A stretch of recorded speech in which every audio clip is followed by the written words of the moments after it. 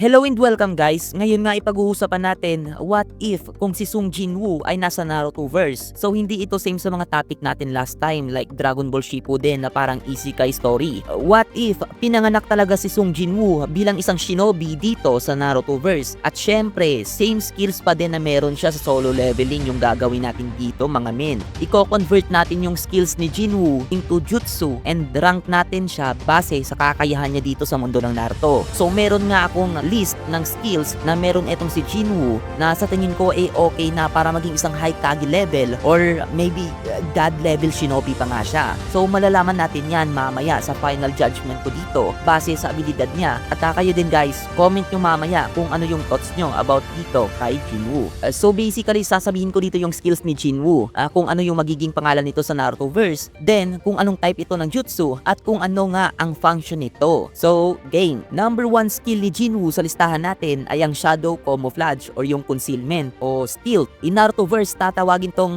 Kage Mizaru no Jutsu or Shadow Camouflage Jutsu. Isa itong stealth or cloaking type na jutsu. So parang same nga lang din to sa Camouflage Jutsu sa Narutoverse mga men. Perfect for infiltration at bagay na bagay to kung isang Anbu itong si Jinwoo. Number 2 skill sa listahan natin ay ang Skill Absorption or Skills Inheritance. In Narutoverse, tatawagin tong Kage Densho no Jutsu o Jutsu Absorption, isang forbidden type jutsu. So gamit nga nito mga men may possibility na ma-acquire ni Jinwoo ang mga unique skills na meron ang namatay niya na kalaban. Pero hindi lahat ng skills kaya niyang kopyahin. Same nga sa solo leveling, hindi lahat ng skills na meron mga natatalo niyang kalaban nakukuha niya. So pagpalagay natin dito na yung mga highly possible skills na pwede niya ma-acquire sa isang kalaban niya ay yung mga yin release jutsu, same as Shadow Possession Jutsu at Shadow Binding Jutsu ng Nara Clan. Pwede niya din ma-acquire ang skills ni Hagoromo na 6 Pots Yin Power kung halimbawa man makalaban niya ito at napatay. So isa itong forbidden jutsu kasi nga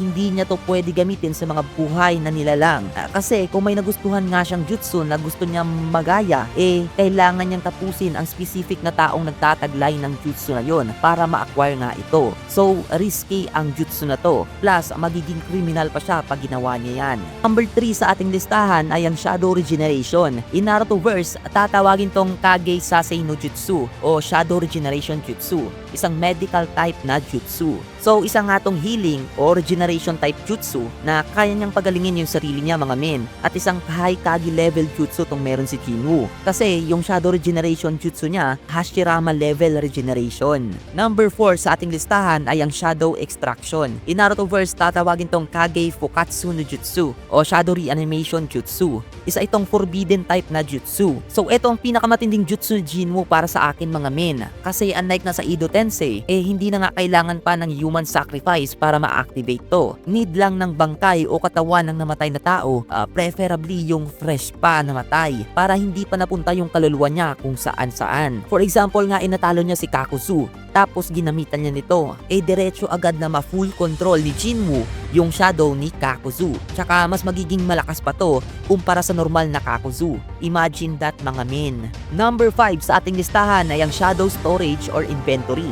In Narutoverse, tatawagin tong Kage Kukansuchi no Jutsu or Shadow Storage Jutsu. Isa itong space-time ninjutsu kung saan kaya nga niya mag-store ng mga weapons or any kind of equipment mga men. So napaka-convenient nito at isa sa pinaka-the best at useful na jutsu if ever. Number 6 sa ating listahan ay ang Shadow Swap.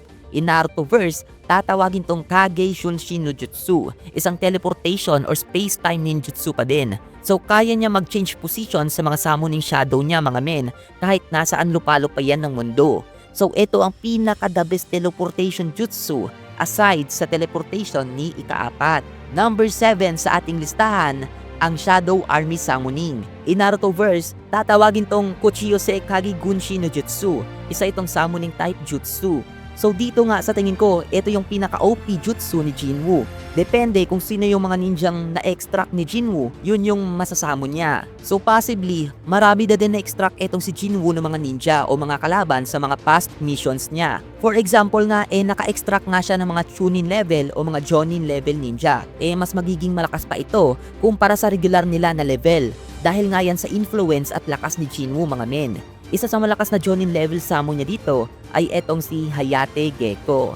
Number 8 sa ating listahan ay ang Ruler's Authority. In Narutoverse, tatawagin tong Kage Yui no Jutsu. Isa itong gravity type jutsu or sabihin natin special type jutsu. Kasi nga almost the same ito sa Deva Path ability ni Pain.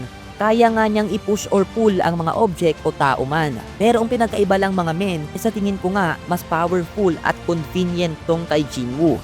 Kasi kaya nga niyang kontrolin yung specific object, hindi lang push or pull. Pwede niyang kontrolin yung weapon niya at will. Kung kaya para sa akin sobrang special ng abilidad na to. Number 9 sa ating listahan ay ang Monarch's Domain. In Narutoverse, tatawagin tong Kage no Kekai. Isa tong barrier type jutsu. Dito nga, gumagawa nga siya ng isang area kung saan yung mga summon niya mas lumalakas at yung mga kalaban niya ay humihina. So sabihin natin na parang same lang to sa killing intent na ginawa ni Orochimaru kay Sasuke at Sakura during Chunin exam arc.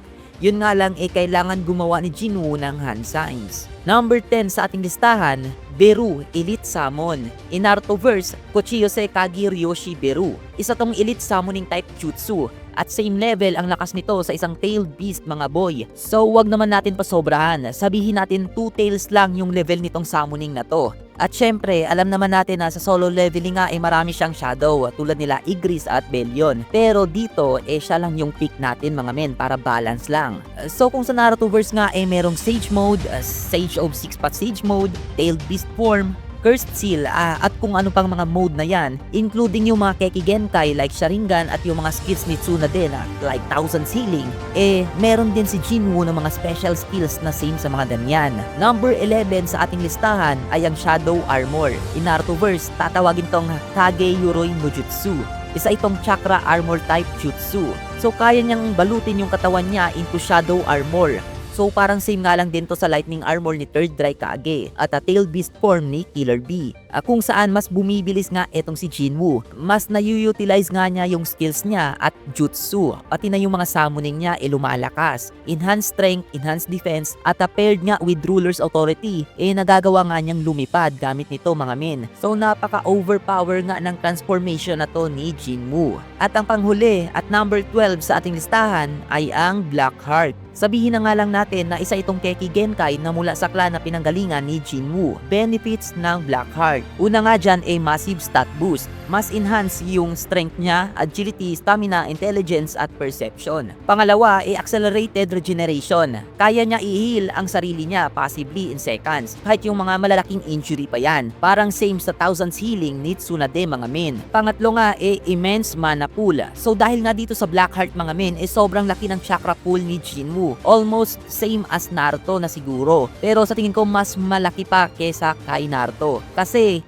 kaya niya mag-spam ng abilities niya. Kahit 100,000 summons pa kaya niyang gawin mga men. So marami pang ang benefits etong Blackheart. Pero yung tatlo lang na yan ang include natin dito kay Jinwoo sa Narutoverse mga men. So final verdict ko nga dito kay Jinwoo ay isa siyang God tier shinobi. Same as nila Ishiki mga men. Or pwede na mas malakas pa. Kung ibabase ko kasi si Jinwoo sa lakas niya base sa mga jutsu na meron siya, almost infinite niya magagamit yung jutsu niya mga men. Imagine, kaya niya magsamon ng malalakas na ninja as backup. For example nga, sila Hiruzen, Asuma, Hayate Gecko, isomon niya as backup, sobrang lakas na niyan mga men. Tapos kung matalo man tong tatlo na to, kaya niyang isamon ulit to, no problem. Unli summon yan mga men. Not to mention yung Ruler's Authority o Kage Yui no Jutsu. So parang nakarinagan lang siya mga men. Tapos yung Shadow Armor mode, kahit si Ishiki, talagang kaya niyang pagapangin sa lakas na meron siya mga boy. Nakita naman natin sa anime kung gaano kalakas itong si Jinwoo. Kahit nga yung hand-to-hand combat niya, above Kage level na or mid-god tier level na din. So kayo guys, ano sa tingin nyo? Anong level na ba itong si Jinwoo dito sa Narutoverse? Kage level ba or mas mataas? Comment nyo sa ibaba guys. At comment na din kayo guys kung sino namang character ang gusto nyo na dalhin natin sa mundo ng Naruto. Yan lang guys, peace out, bye-bye.